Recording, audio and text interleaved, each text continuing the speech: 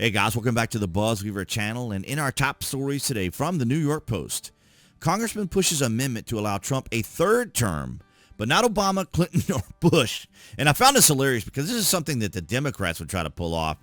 A congressman is pushing for a law change that would allow President Trump to run for a third term, but not Democrats Barack Obama or Bill Clinton. Rep. Andy Ogles proposed an amendment Thursday that would allow presidents 3 terms in office as long as they did not serve 2 consecutive 4-year stints.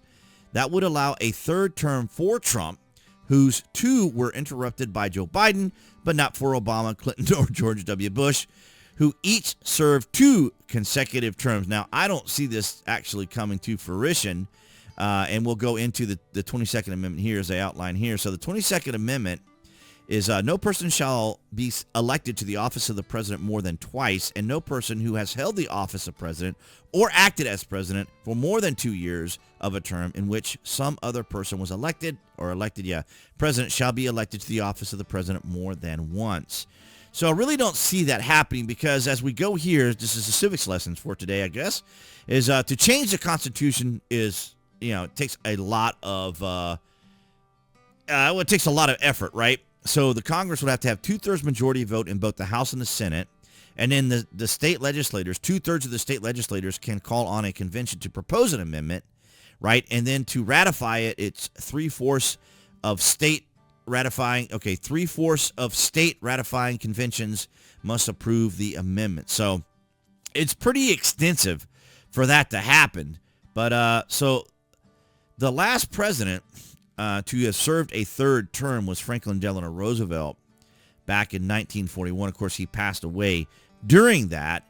And then, of course, it was the 22nd Amendment was introduced or ratified February the 27th, 1951. So a lot going on there when it comes to the civics of the United States and the changes that could happen. But, of course, I'm so glad that Trump is in office, and we're already seeing countries and others trying to challenge Trump, as we saw with the incident with Colombia, as Colombia yields on U.S. deportation flights to avert a trade war. And we see the post here from Donald Trump.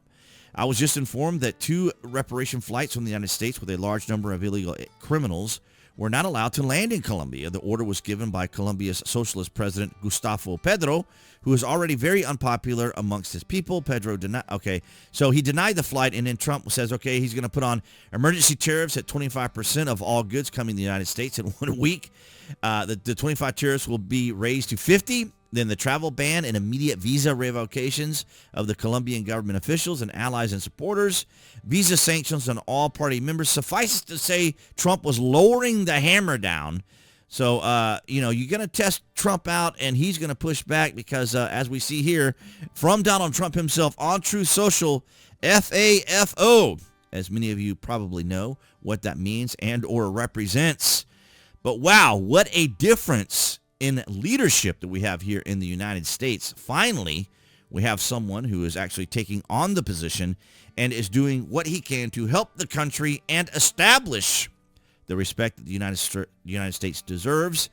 And of course, for many, for most of what the Democrats do, they're willing to kowtow and please and give money and do these things just to stay popular because it's all about their popularity and their influence. But when it comes to the United States, we needed that sense of power once again, carrying a big stick. And Donald Trump is making sure that that is going to happen. So we saw what happened there in Colombia. And it didn't take long for Pedro there in Colombia to change his mind. But it is interesting to see just how much is going on now. Of course, now we're into the second week of Trump's term. And remember last time, of course, we saw the lawfare and the smearing and the nonsense tabloid stuff that was going on for a lot of his administration during his first term. And then, of course, during the establishment Uniparty President Joe Biden's terms when they just tried to destroy Trump altogether to ensure that he couldn't run for or that he would be painted as a one-dimensional villain so people would not vote for him, right? But nonetheless, guys, what an interesting change in the environment. And I am so much looking forward to the next 4 years. You guys ought to let me know down in the comments how excited and enthusiastic you are. And were you expecting and anticipating these things to happen, that Trump would do these pushbacks and just how much the world is going to challenge him on these things, because, of course, the Democrats let a lot of these countries and nations and so forth get away with these sorts of things, but not Donald Trump. And I'm very glad that he is there to be the leader that he is for our country and stand up for our nation. But nonetheless, guys, I appreciate your guys' continued support across Rumble, BitChute, and Odyssey. And below this video, you can find the various social media links that I belong to, and encourage you guys to follow me, like, for example, on X. And so you can jump over there and find me there. But yes, so here we are now, 2025, and appearing there on the screen for all of you watching here on YouTube, that would be the channel icon. You guys can click on that to subscribe, as well as to select notifications. That way you know when there's content here on the channel. And I'll see all you guys in the next video.